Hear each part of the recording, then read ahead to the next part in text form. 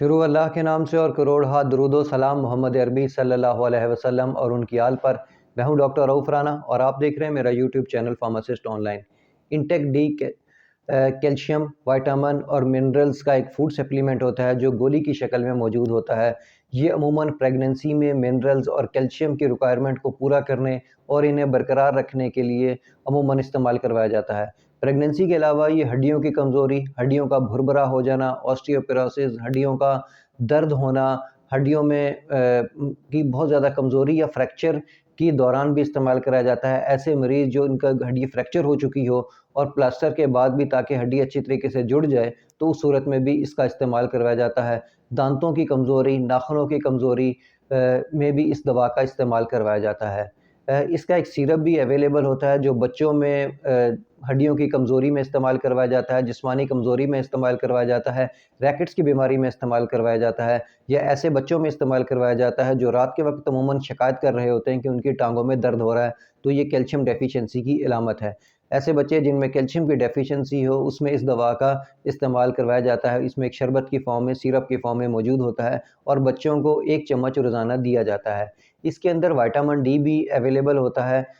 Vitamin D ہمارے جسم کے اندر کیلشیم کی جو مقدار ہے اس کو ایبزارب کرنے میں بہت مدد دیتا ہے۔ جتنا کہ وائٹامن ڈی جسم میں موجود ہوگا اتنی زیادہ کیلشیم ایبزارب ہو کے جزو بدن بنے گی۔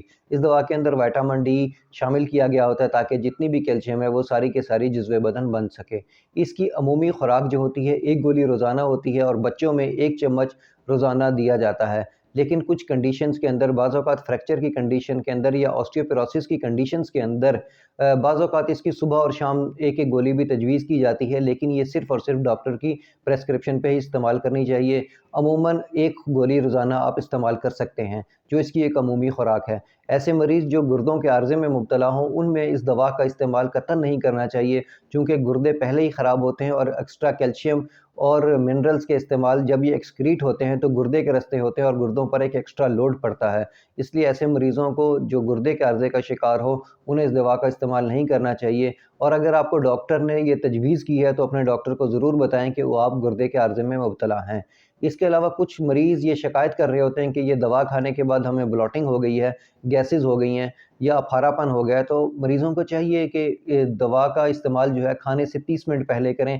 اس سے ایک فائدہ تو یہ ہوگا کہ یہ جو دوا ہے اچھے طریقے سے ایبزارب بھی ہو جائے گی، اور دوسرا یہ بلاٹنگ کا جو مسئلہ ہے اس سے بھی کافی حد تک نجات مل جائے گی۔ مجھے امید ہے کہ میری یہ معلومات آپ کے لیے فائدہ مند ہوگی۔ اللہ آپ کو اور آپ کے تمام اہل خانہ کو صحت والی زندگی عطا کرے۔ اللہ حافظ۔